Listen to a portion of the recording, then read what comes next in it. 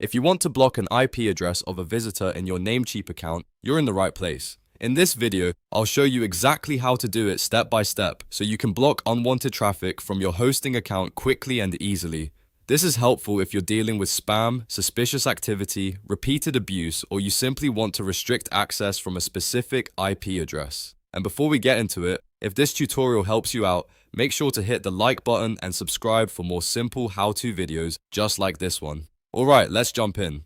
First, log into your Namecheap account using your email and password. Once you're inside your dashboard, look for the hosting list option. This is where all of your hosting services are managed, so click on that to continue. After that, find the hosting account you want to manage, and next to it, click Go to cPanel.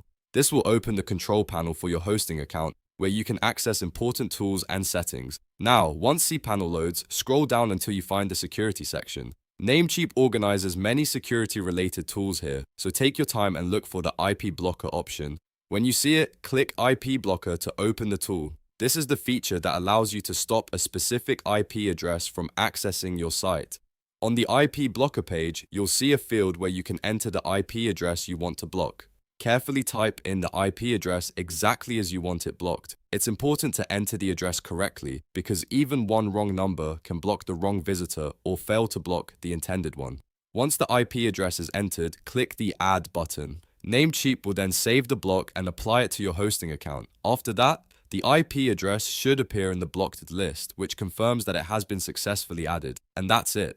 You've now blocked an IP address in your Namecheap account using the IP blocker tool in cPanel. If you ever need to remove it later, you can come back to the same area and manage the blocked entries from there. I hope this tutorial made the process simple and clear. If it did, please give this video a like, subscribe to the channel, and turn on notifications so you don't miss the next one. Thanks for watching, and I'll see you in the next video.